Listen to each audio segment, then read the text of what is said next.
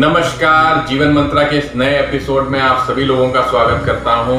आजकल हम लोग चर्चा कर रहे हैं राशियों के रहस्य पर। राशियों के रहस्य में आज हम लोग चर्चा करेंगे छठी राशि कन्या राशि की। कन्या राशि पे चर्चा शुरू करें उससे पहले हम आपसे फिर से एक बार आग्रह करेंगे कि हमारे वीडियो अगर आपको पसंद आ रहे हैं तो लाइक, शेयर और कमेंट अवश्य करें। और जो लोग नए हैं या जिन्होंने अभी तक सब्सक्राइब नहीं किया है वो हमारे चैनल को सब्सक्राइब करें। सब्सक्राइब के ठीक बगल में बेल आइकन आएगा, उसको दबाएं, जिससे कि हमारा कोई भी एक्टिविटी आप तक पहुंच जाया करेगी नोटिफिकेशन के रूप में। कमेंट आप जब करते हैं तो हमारा उत्साहवर्धन होता है। हम और नई प्रेरणा के साथ, नई ऊर्जा के साथ नए वीडियो पे काम करना प्रारंभ करते हैं। तो कृपया करके कमेंट अधिक से अधिक मात्रा में करें।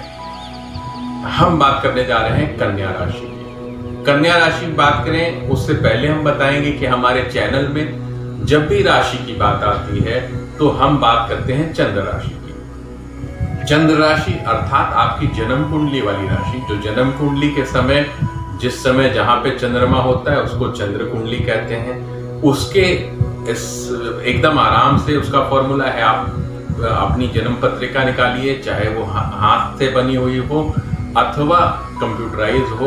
उसमें विवरण वाले पेज के बाद जन्मांग अथवा लग्न कुंडली आता है जिसमें 12 खाने होते हैं। स्क्वायरिश या गोल शेप में होगा वो, उसमें 12 खाने होते हैं। उन 12 खानों में अलग अलग नंबर लिखे होते हैं। उन नंबर में जब 6 नंबर पे चंद्रमा लिखा हो तो समझ लीजिए कि आपकी राशि कन्या राशि है। आज जिनका 6 नंबर पे चंद्रमा लिखा है, आज उन्हीं के बारे में चर्चा हम लोग करेंगे।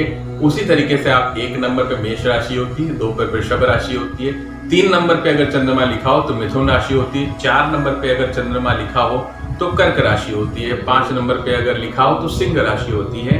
आज हम लोग चर्चा करने जा रहे हैं 6 नंबर पे लिखे हुए चंद्रमा की, अर्थात कन्या राशि।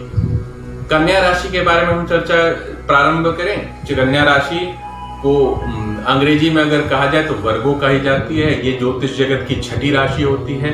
इसका स्वामी बुध होता है।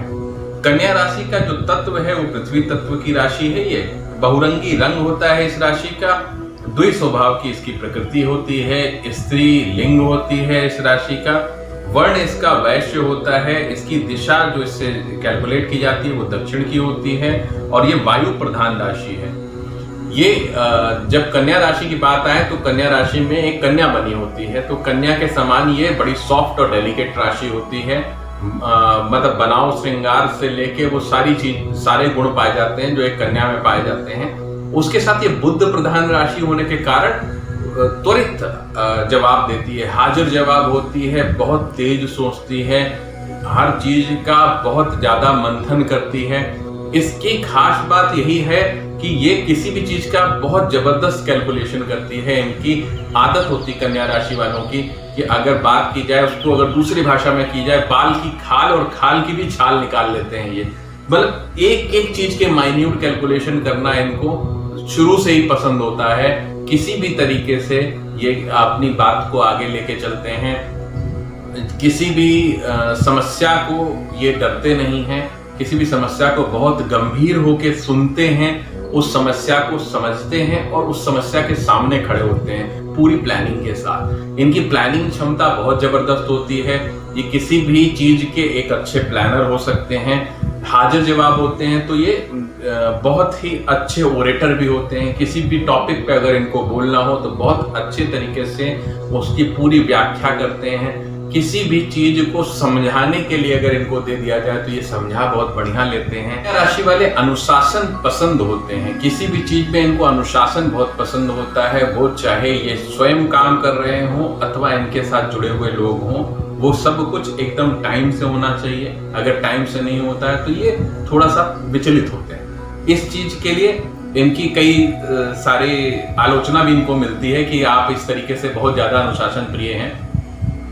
जिस चीज को ठान लेते हैं उस कार्य को ये पूरा करते हैं। सबसे अच्छी खूबी इनकी कही जाती है कि ये समय के हिसाब से अपने आप को बदल लेते हैं। ये सिचुएशन देखते हुए एक निर्णय लेते हैं। उसमें इनका कोई ऐसा फिक्स रूल नहीं होता जिसमें वो अड़े ही रहेंगे। ये अड़ते नहीं है। अड़ते हैं, किसी चीजों पे अड़ते हैं, लेकिन जब कोई परिस्थिति देखते हैं तो उसमें तुरंत ही ये मोल्ड हो जाते हैं, तुरंत ही ये अपने सिचुएशन के अनुरूप ये फैसला लेते हैं। ये इनकी एक सबसे अच्छी खूबी है। वहीं दोस्तों एवं रिश्तेदारों के साथ ये भिड़ जाते हैं जबरदस्ती, मतलब ये किसी भी चीज में उसमें तू मैं हो जाती है, नोकझोंक हो जाती है। मतलब अगर कई बार होता है कि ये अपने आप में एकदम ब्लास्ट होते हैं, लेकिन रिश्तेदार या जो मित्र हैं उसके सामने नहीं दिखाते, लेकिन ये हो जाते हैं वहां पे। ये पूरी 180 डिग्री का इनका हो जाता है एंगल, मतलब तलवारें खिंच जाती हैं। मतलब झगड़ा हाथ पैर का नहीं होता, सामने सामने होता है, नोकझोंक शुरू होती है, लेकिन फिर ये कट लेते हैं वहां से और बाद में अपना गुस्सा दिखाते हैं, उसके सामने भले न दिखाएं। तो ये एक समस्या होती है। जबकि बहुत ही समझदार व्यक्ति इनको कहा जा सकता है, किसी भी परिस्थिति में किसी भी अनुरूप ये ढल जाते हैं। दूसरा सबसे अच्छी बात इनकी ये है कि ये सहयोगी प्रवृत्ति के हैं। इनके आसपास ये हर तरीके का सहयोग करना पसंद करते हैं, नेक कार्य करना पसंद करते हैं, जिसमें इनका भले नाम ना हो उस पर ये बिल्कुल आगे नहीं आते। ये नाम के भूखे नहीं होते, ये काम के भूखे होते हैं। ये काम करते हैं। कई जगह पे ये थोड़े से स्वार्थी हो जाते हैं, इसको थोड़ा सा बदलना होगा इनको, क्योंकि कई बार ये स्वार्थवश गलत लोगों के साथ जुड़ जाते हैं कि उसमें इनको कई बार नुकसान होता है। तो इसलिए स्वार्थवश अपने लाभ के लिए, जैसे आपकी आदत है हर चीज को ठोक बजा के हर चीज का कैलकुलेशन करते हैं, लेकिन जहां पे फायदा ज्यादा दिखता है वहां पे कई बार आप गलत लोगों के साथ भी जुड़ जाते हैं। इसका विशेष ध्यान देना है, आपको गलत लोगों से जुड़ने से बचना है। गलत किसी भी तरीके का हो, गैर सामाजिक व्यक्ति हो सकता है, माफिया हो सकता है, किसी भी तरीके का व्यक्ति हो सकता है, जिसके साथ आप जुड़ते हैं तो आपको नुकसान हो सकता है। स्वार्थवश ना जुड़े, बहुत कैलकुलेशन करके जुड़े। आपका कैलकुलेशन अच्छा होता है तो कैलकुलेशन करके जुड़ेंगे तो आपके लिए अच्छा होगा। आप किसी भी चीज को, अगर आपको सबसे अच्छी सलाह दी जाए जिसमें कोई एक दो आदतें आपको बदलने की बात की जाए, तो उन दो आदतों में एक आदत आएगी कि आप मित्रों और रिश्तेदारों से एकदम से ब्लास्ट मत हुआ करें। पहली आदत है शांत रहा करें, वहां पे ह्यूमरस कर दीजिए, क्योंकि आप बड़े हाजिर जवाब हैं, मजाकिया हैं। उस मोड को घुमा दीजिए, तुरंत ही उस बात को खत्म कर दीजिए।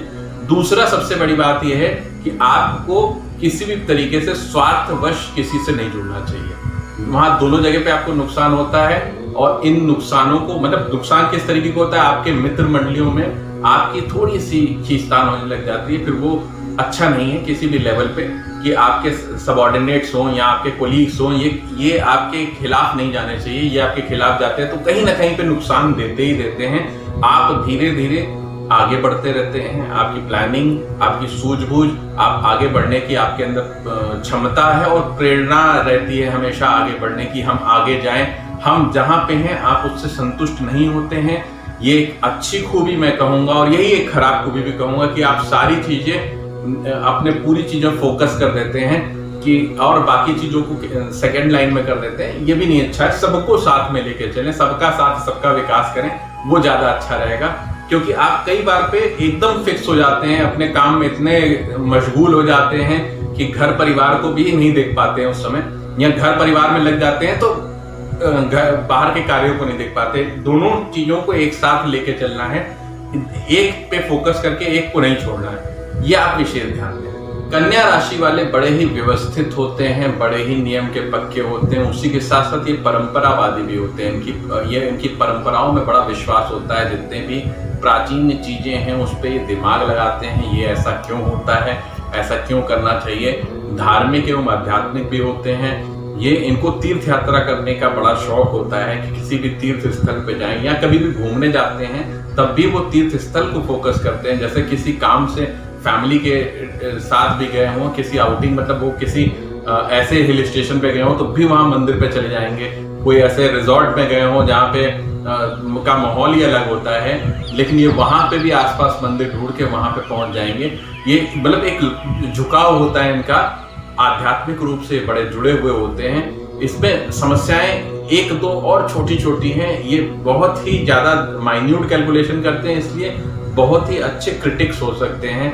इनकी समीक्षात्मक जो रवैया है ये कई बार जरूरत से ज्यादा हावी हो जाता है। हर चीज की समीक्षा करना, हर चीज का माइन्यूट से भी माइन्यूट कैलकुलेशन करके उस पर खोपड़ भंजन करना, ये इनकी आदत होती है। इस कारण से लोग इरिटेट होते हैं कि आप बहुत जरूरत से ज्यादा माइन्यूट होते जा रहे हैं। और दूसरी एक और चीज है जो थोड़ा सा इनको समाज से अलग करती है। समाज से अलग करने की ये चीजें कि ये किसी की सलाह बड़े हल्के में ले लेते हैं, कभी भी सलाह को तवज्जो नहीं देते हैं, अरे यार ठीक है जाने दो।